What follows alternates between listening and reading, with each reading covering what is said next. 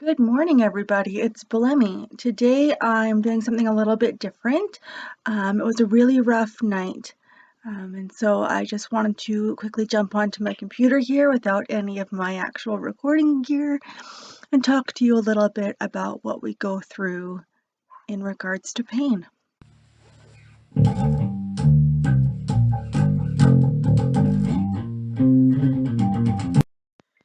As you can see, I just woke up. I haven't even had my cup of coffee yet, but I want to get these thoughts out to you before they diminish into the day. So my whole life I've had one very consistent symptom of my cerebral palsy, and that's been very bad knee pain. And last night was no exception. If you don't already know me, hi, my name is Blemmy. I'm a 35-year-old woman living with spastic diplegia cerebral palsy. And this is my story, my opinions on how I live my life. They do not reflect anybody else's opinions but my own. So, knee pain. It's something that I have dealt with since I can remember, since I was a little girl, probably even before that, but I couldn't talk, so I probably couldn't tell my parents what was wrong. Um, it When I was young, it happened almost on a nightly basis, and the only way I can explain it to you is it almost feels like my bone is rubbing up against my kneecap and grinding. It's very painful and it feels at times like fire. When I was young, this happened almost every night, and it was and still continues to be very, very painful. Remedies that we used when I was a young girl is my mother would give me children's Tylenol, yes, almost on a nightly basis.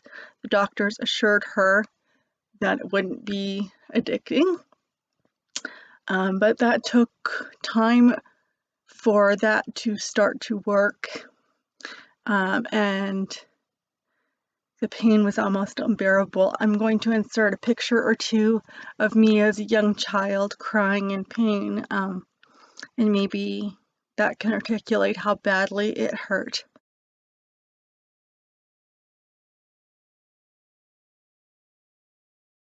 So my mother, being the champion woman that she is, would try to distract my little brain away from the pain. She would take me on car rides, long car rides to nowhere, just driving around. She would take me outside on her deck to feel the cool night air and to breathe that in. She would take me to see her doll collection in her bedroom, which is somewhere we weren't allowed in, except on very special occasions. And I saw that doll collection so much that I could probably still to this day, even though it's not there anymore, tell you what dolls were on which shelf and in what order. The doctors always said that they had no explanation for why I got this knee pain and why sometimes it seemed worse than other times. It was just something that I was going to have to learn to live with. It has never gone away, although as I got older, it became less frequent. And I'm not sure if it became less frequent or if I began to build a tolerance up to the pain, because now, although it doesn't happen every night, when it happens and I don't catch the first little tinge of pain right away, I now take Motrin for it. It comes on me like a freight train, and it hurts. It's not like, oh, this hurts just a little bit. No, it's an excruciating, I am in full-blown level 10 pain. And this can be very problematic, especially if I am already asleep when the knee pain starts to rear its ugly head and I don't feel the first inklings of it. Very oftentimes, last night included, I will wake up in the middle of the night knowing I am in discomfort, knowing that something's wrong, but I will just lay there trying to figure it out, I guess, for a while until I realize, oh my God, it's my knees again. And when I say knees, it's never both knees at the same time, thank goodness. It's usually one knee at a time, and it's one knee isn't worse than the other. They kind of like to take turns.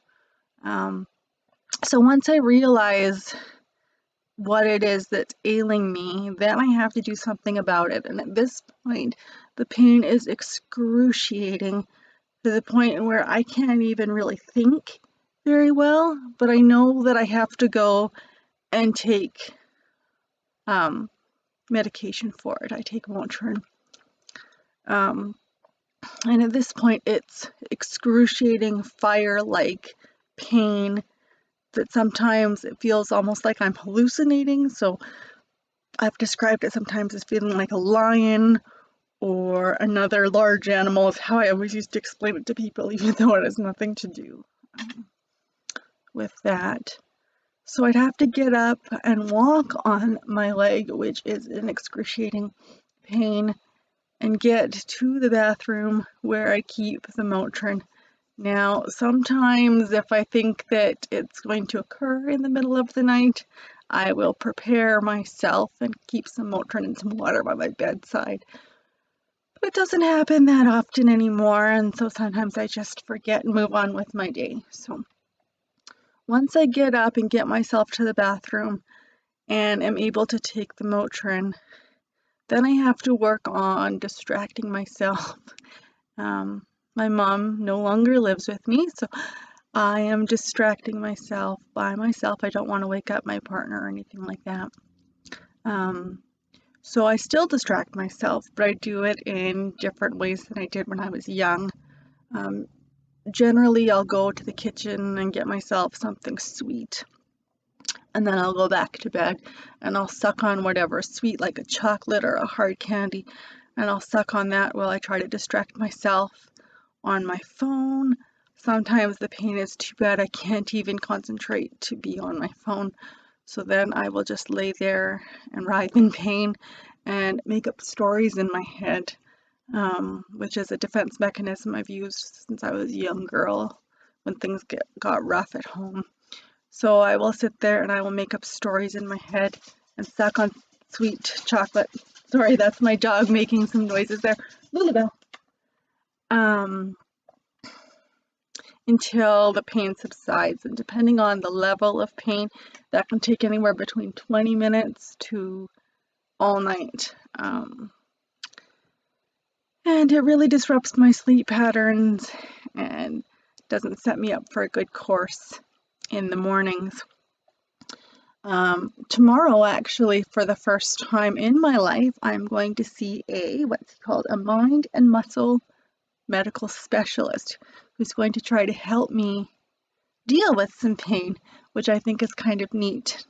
I've never been referred to any sort of doctor other than an orthopedic surgeon to help with my cerebral palsy symptoms, so I'm quite excited to see what he has to say. I'm not necessarily probably going to talk to him about my knee pain, although I will bring it up, but I mean, at this point, it's something I've dealt with for 35 plus years.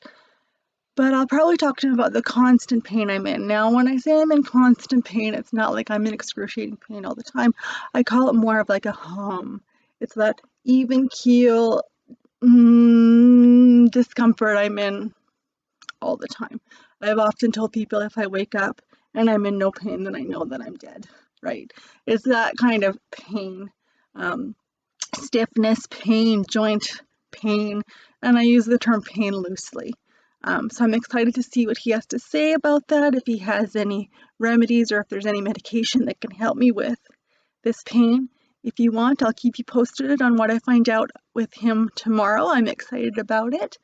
Thanks for listening to me, guys. I hope you found what I had to say relatable.